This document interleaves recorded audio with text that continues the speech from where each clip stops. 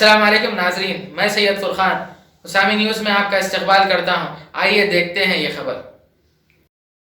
Hello friends, अगर आपने like, share, comment, subscribe नहीं किया है तो प्लीज़ सब्सक्राइब करें और ढेर सारे लाइक दीजिए।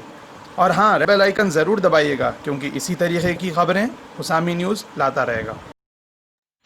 अस्सलामुअलैकुम नाजरीन, हुसामी न्यूज़ में आपका खैर मकदम है। तो चलिए नाजरीन देखते हैं आज की ये खबर।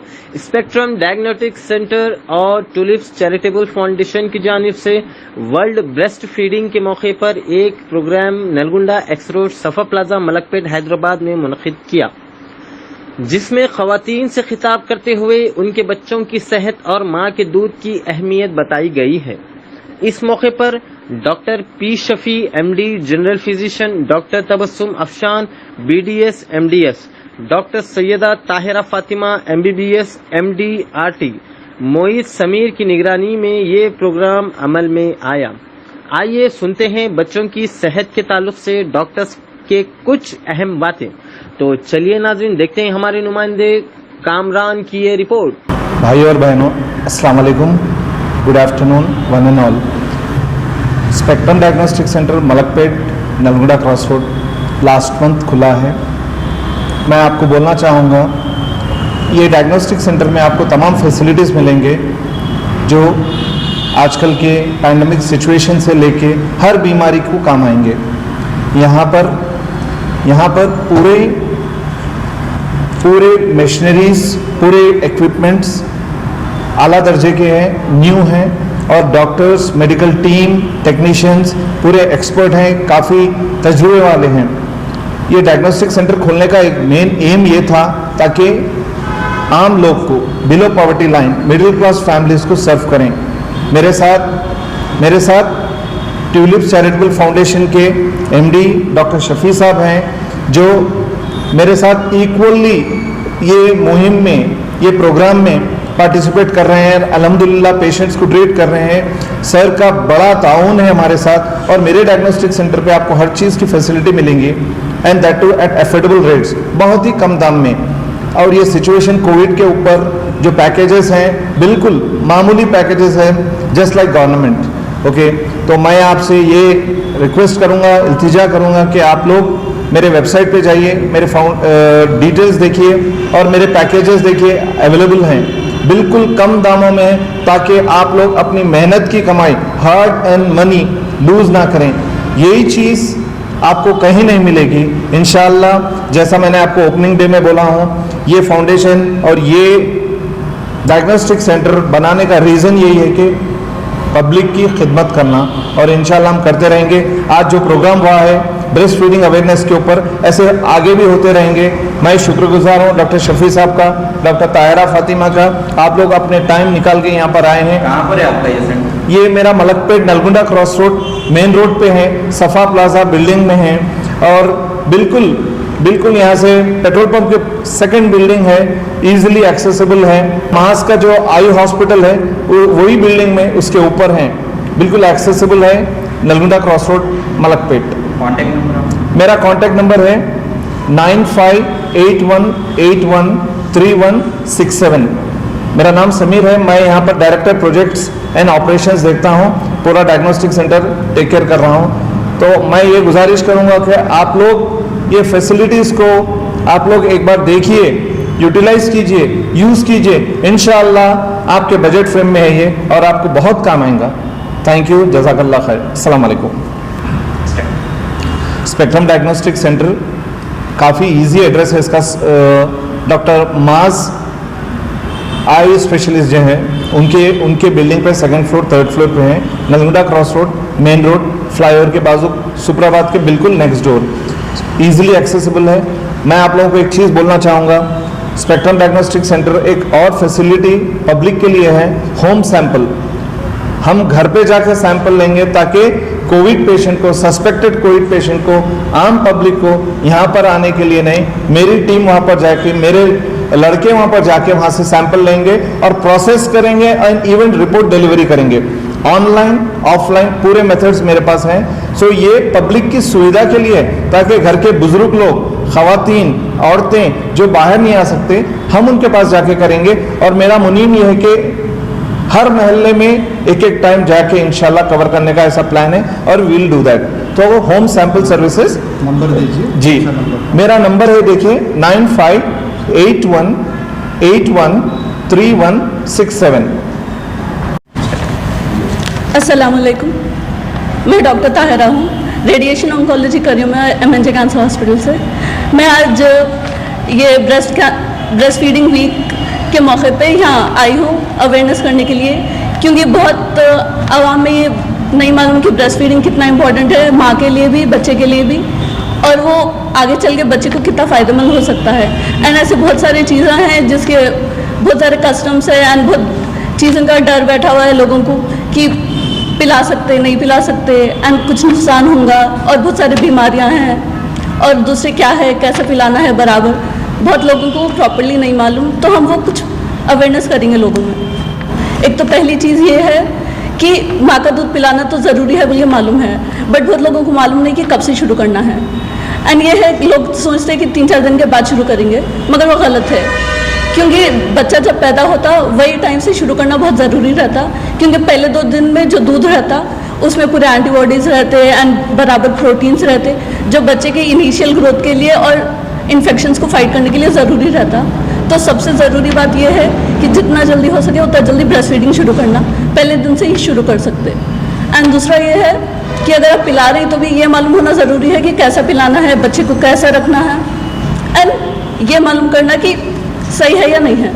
उसके लिए पहले ये है कि प्रॉपर पोजीशन रहना, माँ का भी बच्चे का भी, एंड फिर ये मालूम करने के लिए कि बच्चा प्रॉपर ले रहा नहीं ले रहा, उसका एक तो लिप्स देखना रहता, अगर बिल्कुल बराबर खुले हुए हैं एंड पूरा एरिया कवर हो रहा वो देखना ज़रूरी रहता, क्योंकि अगर वो प्रॉपर नहीं है बोल तो माँ को फिर निपल को कतर देने के चांसेस रहते, जिसकी वजह से इन्फेक्शन हो जाता, नहीं तो वो हिस्सा थोड़ा ख़राब हो गया वैसा रहता, बच्चे को भी दूध पीने के लिए मुश्किल रहती है, एंड फिर माँ को अगर इन्फेक्शन हो गया तो वो भी प्रॉब्लम रहता। तो ये चीज़ का ध्यान रखना है अपने को। एंड फिर और एक चीज़ ये है कि बहुत लोग सोचते हैं कि हर इन्फेक्शन में दूध नहीं पिला सकते, वैसा नहीं है। खाली बस थोड़े ऐसे इन्फेक्शंस रहते जिसमें दूध नहीं पिला सकते, जैसा HIV है, या फिर आपको कोई बहुत सीवियर एलर्जी है जिसके लिए आप स्टेरॉइड्स ले रही या कुछ बड़े मेडिकेशंस ले रही, वैसा कुछ है तो नहीं पिलाना है। नहीं तो नॉर्मल सर्दी खांसी है या वैसा कुछ है तो आप आराम से पिला सकते हैं। चंद माँ कंफ्यूज रहते हैं कि बच्चे को कौन सा साबुन इस्तेमाल करें, खिलाते हो सकते हैं, तो आप क्या बोलना चाहिए इससे? वैसे तो ऐसा तो नहीं रहता, नॉर्मली आप कौन सा भी यूज़ कर सकते हैं, मगर ज़्यादा अल्कोहल का या ऐसा एकदम परफ्यूम वैसा यूज़ नहीं करना है। नॉर्मल अपना वाटर एंड कोई जनरल सोप जिसमें ज़्यादा अल्कोहल क्वांटिटी कम है, परफ्यूम्स वो कम है, वो यूज़ कर सकते हैं। ऐसा कुछ प्रिकॉशंस होना ज़रूरी नहीं रहता, वैसा कुछ नहीं रहता। नहलाना तो रोज़ नहलाना है, ये भी बहुत अच्छी चीज़ पूछे आप लोग। बहुत डर जाते नहीं बच्चे को सर्दी हो जाएंगी बोल के नहीं नहलाते, मगर वो बहुत गलत चीज़ है। रोज़ नहलाना ज़रूरी है। आप गर्म पानी यूज़ कर सकते हैं मगर रोज़ नहलाना, ऐसा सर्दी होंगी बोल के नहीं रहता कुछ। कई लोग आते हैं कि बच्चे को देखने के लिए, तो चंद लोग पहले ये था कि गोद में लेते थे, अब कोविड-19 चल रहा, तो इसी दौरान बच्चे को गोद में लेना क्या मुनासिब नहीं था? वो भी एक चीज़ है, ये बिल्कुल गलत है। जितना हो सका आप अवॉइड करना है। अभी तो ऐसा है लोग हाथ धोते नहीं धोते, कितना इन्फेक्शन है, कौन से एरिया से आ रही, उनके हाथ में कितने जर्म्स हैं, मुँह में कितने जर्म्स हैं नहीं मालूम रहता। तो जितना हो सकता है आप बच्चे को सेफ ही रखना, क्योंकि इनिशियल पीरियड्स में तो बच्चे की इम्यूनिटी बहुत कम रहती, बहुत चांसेस रहते दूसरों से इन्फेक्शन ले लेने के, तो जितना हो सकता है आप अवॉइड करना है। एंड एक और चीज़ मैं बोलना चाह रही हूँ कि एक है कि अपने कन बहुत करते हैं कि बच्चा पैदा हुआ तो उसको शहद चटाएंगे, ना तो पानी देंगे, दूध देंगे, वो बिल्कुल ही नहीं करना है। 6 महीने तक बिल्कुल सिर्फ माँ का दूध देना, पानी भी देना ज़रूरी नहीं है। एंड अगर आप देना चाह रहे हैं तो 6 महीने के बाद दूध के साथ दूसरे फ्रूट्स है या कुछ वेजिटेबल्स है शुरू कर सकते हैं, मगर ये जो प्रैक्टिस है दही चटाना है या हनी चटाना है वो बिल्कुल गलत है। उससे क्या होता है बाहर के इन्फेक्शन जा सकते बच्चे में। सर ने और मैंने तो ये बोल दिया कि कितना ज़रूरी है। एक और चीज़ है ब्रेस्ट, इसके अलावा अब जो ये टाइम्स चल रहे हैं कोविड के, उसमें बच्चों का कैसा केयर करना एंड प्रॉपर कैसा वो लोग को बाहर लेके जा सकते हैं, उसके बारे में भी एक सवाल पूछना चाह रही हूँ। तीसरे चीज़ें हैं, मैंने बहुत अक्सर देखा हुआ है कि जो कोविड आजकल हॉस्पिटल्स में कोविड के पेशेंट्स है, कोविड के केसेस बहुत ज़्यादा जा रहे हैं, इसलिए माएँ जो है वैक्सीनेशन, बेसिक वैक्सीनेशन के लिए नहीं जा रही। ये बहुत गलत है। वैक्सीनेशन कंपलसरी डाला ही है। 0 वैक्सीनेशन है, 1 मंथ का वैक्सीनेशन है, 1.5 वीक्स का वैक्सीनेशन है, कंपलसरी डलाई है। अलबत्ता क्या है, जाते समय बच्चों को थोड़ा एहतियात लेके जाना ज़रूरी है। सबसे पहली चीज़ है माँ का मास्क लगा लेना ज़रूरी है। आखिरी दर्जे में 3 प्लाई मास्क लगा लीजिए। दूसरी बात है, बच्चे को जो है ऐसे पकड़ के मत लेके जाइए, पूरा ओपन करके मत जाइए। बच्चे को जब भी आप कैरी करते हैं तो ऐसा पीछे की तरफ कैरी करिए ताकि मुंह पीछे की तरफ रहे। तीसरी बात है, बच्चे को जो है सांस खेलने में तकलीफ रहता है तो इसके लिए जो है पूरा मास्क कवर मत कीजिए। पूरा ऐसे जैसे बड़ा मास्क ऐसे कवर कर रहे वैसे कवर मत कीजिए। नाक के हिस्से में चाहे तो आप थोड़ा छोड़ सकते हैं। और फालियाँ जो है बच्चे के लिए 1 प्लाई मास्क काफ़ी रहता है। 1 प्लाई या कपड़े का मास्क काफ़ी रहता है जिससे बच्चा जो है सांस ईजी से निकाल सके। ज़रूरी है कि बीच बीच में चेक करते रहिए कि बच्चा सांस एडिक्वेटली ले रहा है या नहीं रहा है, कब से कम दब जा रहा है, ये नहीं है। पता चला कि ऐसे डाल के लेके चले गए, बच्चे को सांस खेलने में तकलीफ हो गया, वैसे नहीं है। आखिरी चीज़ मैं सबसे गुजारिश करता हूँ आपके मीडिया चैनल से और हमारे तुलिप्स फाउंडेशन से और स्पेक्ट्रम डायग्नोस्टिक सेंटर से, ये बहुत टफ टाइम से अगले वाले 2 या 3 महीने जो है बहुत टफ टाइम से अपने बच्चे की तबीयत अपन संभालना ज़रूरी है। ये हर साल जो है 1 अगस्त से लेके 8 अगस्त को ख़त्म होता है। ये यूनिसेफ, WHO और वाबा के जानिब से किया जाता है। इस साल का थीम है support breast feed for healthier planet. तो इसी के सिलसिले में कहीं 10 पॉइंट हैं जो सबको मैं बताना चाहता हूँ। सबसे पहली चीज़ है, इंसानों का दूध इंसानों के लिए है, बकरे का दूध बकरी के बच्चे के लिए है और गधे का दूध गधे के बच्चे के लिए है। तो ज़रूरत है कि जो हम लोग ह्यूमन से इंसान है उनके बच्चों के लिए बेस्ट मिल्क सिर्फ मदर्स मिल्क है और दूसरा मिल्क अल्टरनेटिव नहीं है। बफेलो मिल्क है, काउस मिल्क है, बकरी का दूध है, ये अल्टरनेटिव बिल्कुल नहीं है। इंसान के बच्चों के लिए इंसान का दूध ही सफिशिएंट रहता है। और अल्लाह ताला की नेमत ऐसी है कि जो जो बच्चों को ज़रूरत है, जिसको डेवलप होना है, उसके जानिब से उस ब्रेस्ट मिल्क में फ़ायदे रहते हैं। पहला पॉइंट है। सेकंड पॉइंट है, आजकल फैशन के हिसाब से जो है कई सारे अगुवाएँ हैं जो हम लोग डिस्कस करेंगे आपके साथ में। 3 मेन अगुवाएँ हैं जो मैं आपको समझाना चाहता हूँ। सबसे पहली चीज़ है, ब्रेस्ट का शेप के ऊपर डिपेंडेंट नहीं रहता कि कितना ब्रेस्ट मिल्क निकलेगा, वो अल्लाह की कुदरत है, उसमें से आएगा।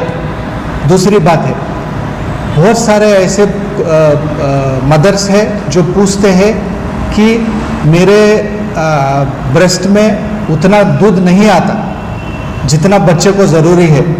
मैं फिर से बताना चाहता हूँ कि बच्चे का जो पेट रहता है स्टार्टिंग के 10 दिन तक या 14 दिन तक सिर्फ 5 ml रहता है। 5 ml मतलब एक गोली जो रहता है ना, छोटा गोली, वो उतना ही रहता है। उससे बियॉन्ड बच्चे का पेट नहीं रहता। और एक बार मदर सेक्रेट करे तो 5 से 10 ml आराम से सेक्रेट करते हैं, वो बहुत सारा सफिशिएंट रहता है उस बच्चे के लिए।